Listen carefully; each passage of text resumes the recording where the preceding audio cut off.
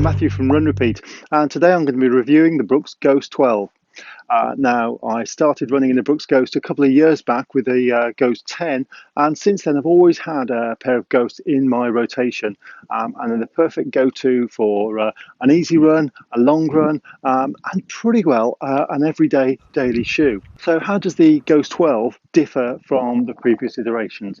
In all honesty, not an awful lot. It's very similar to the Ghost 11, although I will pick up a couple of little changes and things they've made along the way. But the great news is this is just as good a shoe, and for many runners it'll become a one shoe fits all kind of trainer that'll pretty well encompass every single type of run you do.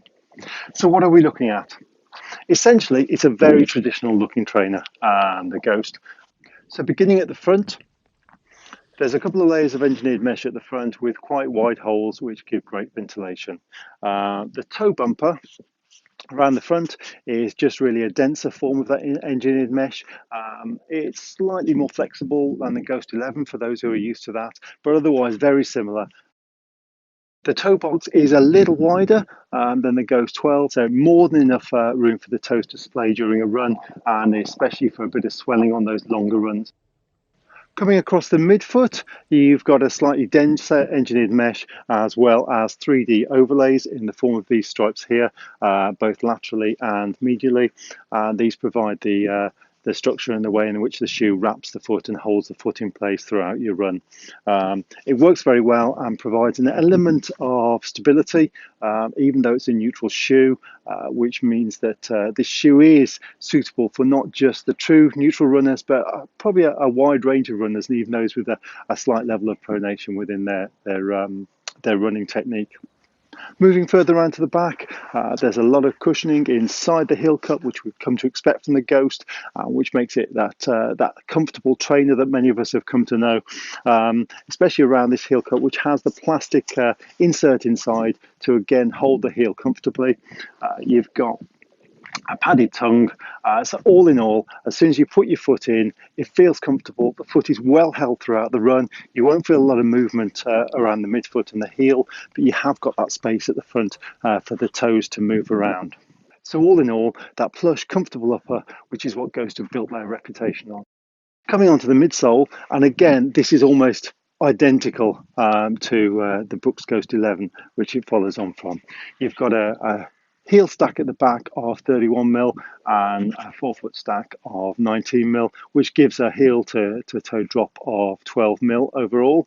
So this midsole is created from two types of foam. The first is the DNA Loft Foam, which forms the crash pad on the outside of the heel, ideal for heel strikers, provides a really good solid platform with the DNA Loft Foam designed to really cushion. It's a soft foam that will really cushion that landing and transition you into the takeoff beyond that.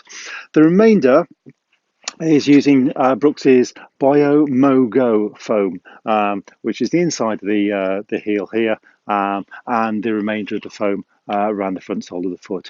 That's a slightly firmer foam and is designed to give you a greater transition and toe off. The other thing you'll find on the Ghost is there's much deeper grooves here between the segments of the outsole. They go more deeply, and you'll find it's a really flexible sole, and certainly more flexible than the Ghost 11. So that is one of the differences between the two shoes. The outsole of the shoe is more aggressive than previous iterations of the Brooks Ghost. You've got deeper lugs here, combined with the grooves in the midsole that I mentioned before, to provide a sole that almost reminds me a little bit of the Innovate Terra Ultra. Now, obviously, they're very different shoes. That's an off-road shoe. This is a road shoe. But what this sole does mean is that you can take this not just on very easy off-road trails and things like that, but actually on something that's a little bit more technical and what have you. It makes it a much more versatile shoe. So that's the construction of the shoe, but how does it feel to run in? The first thing is it feels extremely comfortable, and it'll look after your foot, and you'll feel confident in it throughout your run. If you're looking to do mile after mile after mile, just put on the shoe, go, and you can be confident that this will look after your feet all the way through until the end of your run. For many runners, this could be the ideal choice for marathon training and also for running your marathon race. The Ghost will also allow you a turn of speed for a tempo session or an interval session on the road, and even the occasional track section, which I've tried it in as well.